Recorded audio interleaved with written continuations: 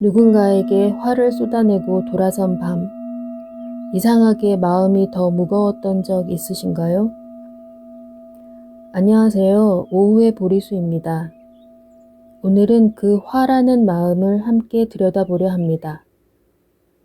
내면 데이고 참으면 쌓이는 마음, 어떻게 하면 좋을지 천천히 같이 걸어보겠습니다. 최근에 화가 났던 일을 하나 떠올려 보세요. 그 일을 떠올리는 지금 마음이 어떠신가요? 가슴 어딘가가 다시 뜨거워지지 않으시나요?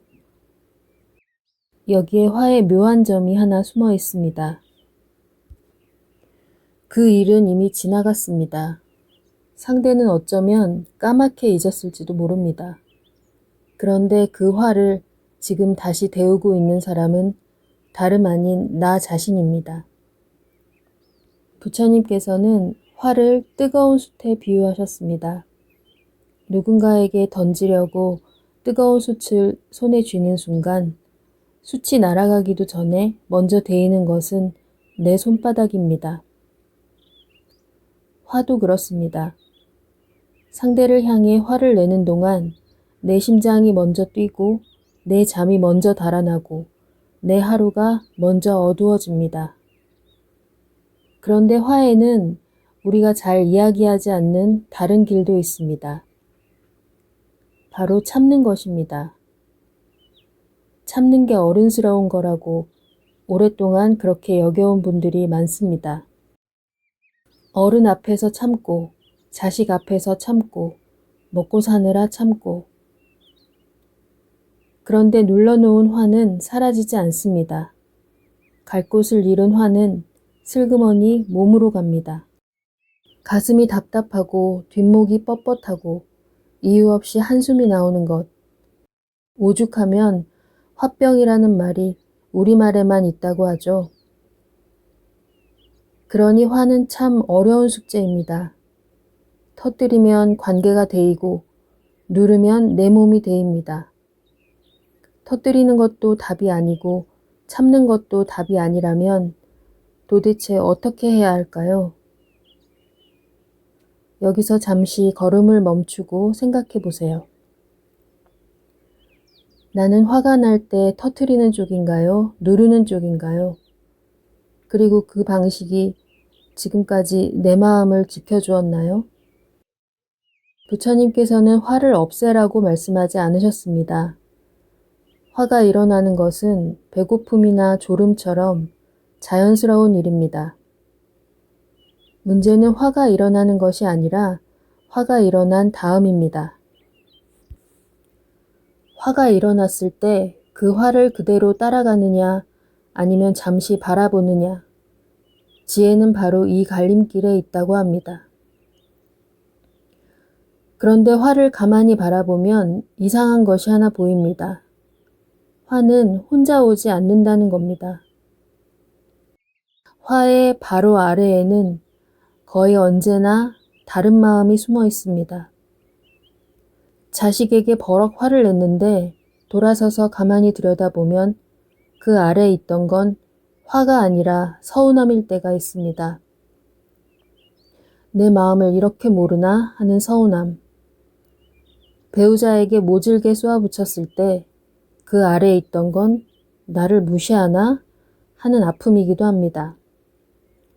세상에 대고 역정을 냈을 때 그 아래에 있던 건 나는 이제 쓸모 없어진 건가 하는 두려움 때문일 때도 있습니다.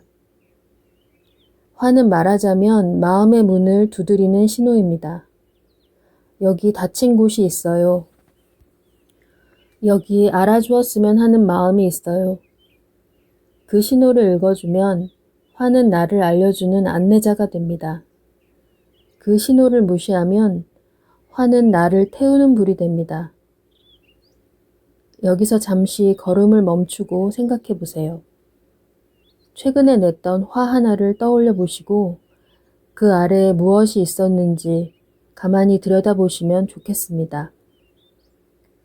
그건 서운함이었나요? 아픔이었나요? 혹은 외로움이었나요? 그 아래의 마음을 발견하셨다면 이미 절반은 오신 겁니다. 화는 정체가 드러나는 순간 신기하게도 힘이 약해지기 때문입니다. 이제 오늘부터 해볼 수 있는 3가지를 나눠보겠습니다. 첫 번째, 몸의 신호를 먼저 알아차리기. 화는 말보다 몸에 먼저 옵니다. 가슴이 뜨거워지고 어깨에 힘이 들어가고 목소리가 올라가기 직전. 그 순간을 알아차리는 것이 시작입니다. 아, 지금 내 가슴이 뜨거워지고 있구나. 이 한 번의 알아차림이 뜨거운 숯을 쥐기 직전 손을 멈추게 해줍니다. 두 번째, 화의 이름을 바꿔 불러보기. 화가 올라올 때 속으로 이렇게 물어보시면 좋겠습니다. 난 지금 화가 난 걸까? 서운한 걸까? 신기하게도 화라고 부를 때와 서운함이라고 부를 때 마음의 온도가 정말 달라집니다. 화는 던지고 싶어지지만 서운함은 말하고 싶어집니다. 나 화났어 대신 나 좀 서운했어 라고 말할 수 있다면 같은 마음도 전혀 다르게 가닿습니다. 세 번째, 그 자리에서 잠깐 벗어나기. 화가 너무 뜨거울 때는 그 자리를 잠깐 떠나는 것도 지혜입니다. 이건 도망이 아닙니다. 숯을 내려놓은 시간을 버는 겁니다. 물 한 잔 마시러 가거나 잠깐 바깥 공기를 쐬거나 화는 시간이 지나면 반드시 식습니다. 가장 뜨거운 순간만 넘기면 후회할 말과 행동의 대부분을 막을 수 있습니다. 오늘은 조금 뜨거운 이야기를 안고 걸었습니다. 이 길을 끝까지 함께 해주셔서 고맙습니다. 오늘 나눈 3가지 다시 한번 짚어볼게요. 첫째, 가슴이 뜨거워지는 몸의 신호 먼저 알아차리기. 둘째, 화일까 서운함일까 이름을 바꿔 불러보기. 셋째, 너무 뜨거울 땐 잠깐 그 자리를 벗어나기.